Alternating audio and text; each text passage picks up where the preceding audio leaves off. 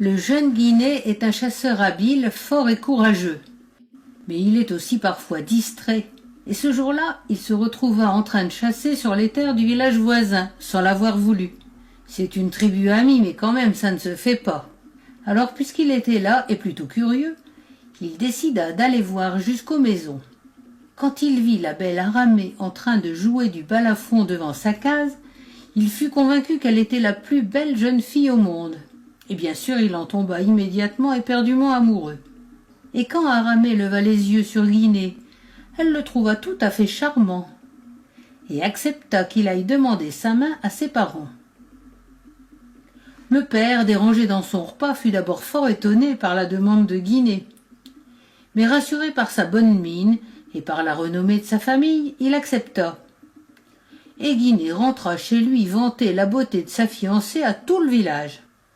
Le père d'Aramée, voulant faire honneur à son gendre et présenter sa fille de façon honorable, décida de lui donner une suite convenable. Il se rendit sur la place du puits, où les femmes se retrouvent le soir, et il embaucha la plus belle et la plus solide servante qu'il put trouver. C'est ainsi qu'il ramena Lasmée, la servante, à la maison. Et il demanda à sa plus jeune fille, Falila, d'accompagner sa sœur. Aramée dit adieu à sa mère. Les 3 jeunes femmes réunirent les bagages et elles avaient fière allure. Aramée dit adieu à son père et quitta la maison de ses parents, accompagnée de sa servante et de sa sœur.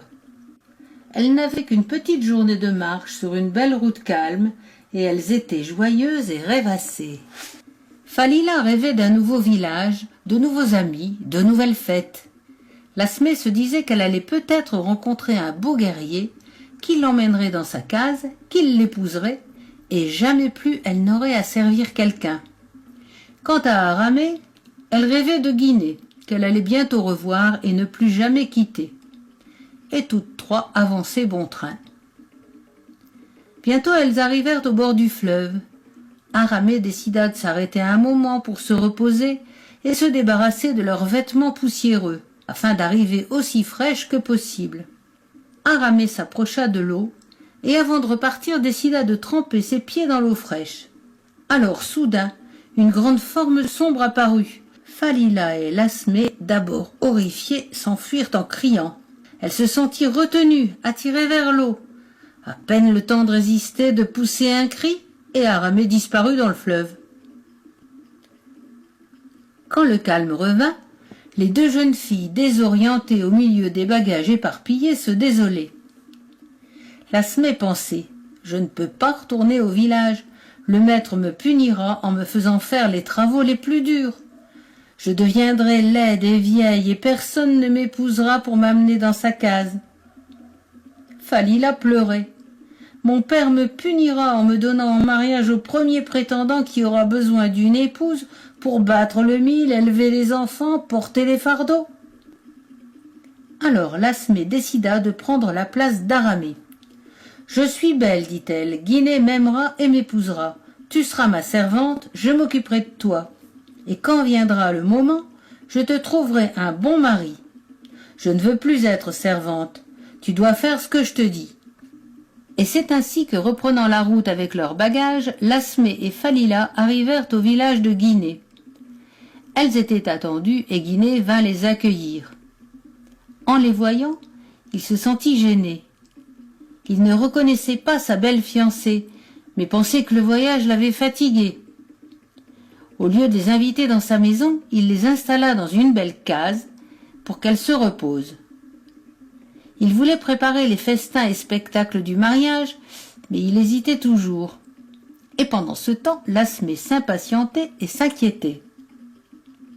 Falila, qui s'ennuyait, allait tous les jours puiser de l'eau au fleuve. Sur la rive, elle pleurait et appelait sa sœur. Et un jour où elle était vraiment désespérée, elle vit apparaître une merveilleuse jeune fille. Aramée, entendant les pleurs de sa sœur, avait supplié le génie de la laisser sortir pour la consoler. Et Aramée expliqua. « Le génie n'est pas méchant, il est seulement très triste et très solitaire, il veut une épouse. Mais je refuse de l'épouser car je suis promise à Guinet. Je dois retourner au royaume sous-marin, mais je reviendrai te voir chaque fois que tu m'appelleras. » Et ainsi Falila revint chaque jour, et Aramée lui raconta le beau palais, les merveilleux paysages, et aussi qu'elle restait prisonnière malgré la bonté du génie.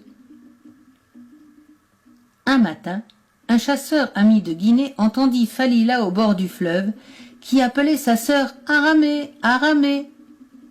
Il se cacha derrière un rocher et vit une belle jeune fille venir consoler Falila, bavarder un moment, puis replonger dans les flots. Il courut à perdre haleine prévenir Guinée. « J'ai vu Falila crier le nom Aramée au bord du fleuve, et une magnifique jeune fille sortir de l'eau. Falila l'a appelée ma sœur. Je crois que celle que tu considères comme ta future épouse n'est qu'une fieffée menteuse. » Guinée voulait courir au fleuve, mais son ami le retint. « Nous ne pourrons pas arracher Aramée au génie du fleuve sans aide. » Mais la vieille femme qui habite près du fleuve pourra nous aider. Et les voilà partis vers la cabane au bord des flots. La vieille femme avait au moins 100 ans, mais elle était connue pour sa sagesse et son pouvoir. Guinée lui raconta tout, sa rencontre avec Aramée, ses doutes à l'arrivée des jeunes filles et le mystère du fleuve. La vieille femme lui dit alors « Je peux t'aider à ramener ta fiancée. Apporte-moi un panier d'œufs, une poule, une chèvre et une grande étoffe blanche, et laisse-moi faire. Quand Aramée sortira de l'eau, amène-la ici et n'en parle à personne. » Quand Guinée lui eut apporté ce qu'elle demandait, la vieille femme descendit au bord de l'eau et commença à jeter le panier d'œufs dans le fleuve.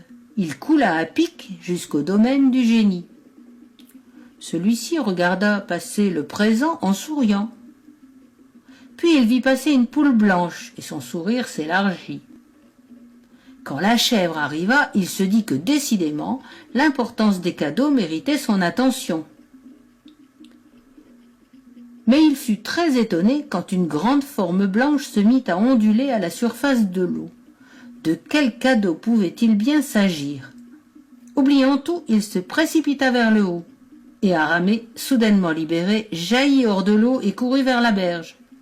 Guinée l'attendait et sans perdre un instant, ils coururent se mettre à l'abri chez la vieille femme.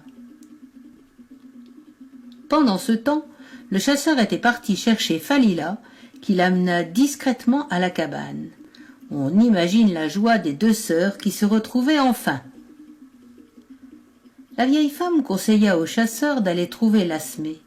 « Dis-lui que Guinée l'attend à la cabane près du fleuve, elle viendra sans tarder et discrètement. » Lasmée suivit le chasseur toute joyeuse. Elle pensait qu'enfin Guinée allait l'épouser, qu'il voulait les conseils de la vieille sage avant de commencer les cérémonies. Mais quand brutalement Aramée apparut dans toute sa beauté devant elle, Lasmée perdit la tête. Elle s'enfuit en courant droit devant elle, sans réfléchir, droit vers le fleuve. En un instant, elle était dans l'eau, en un instant, elle était engloutie.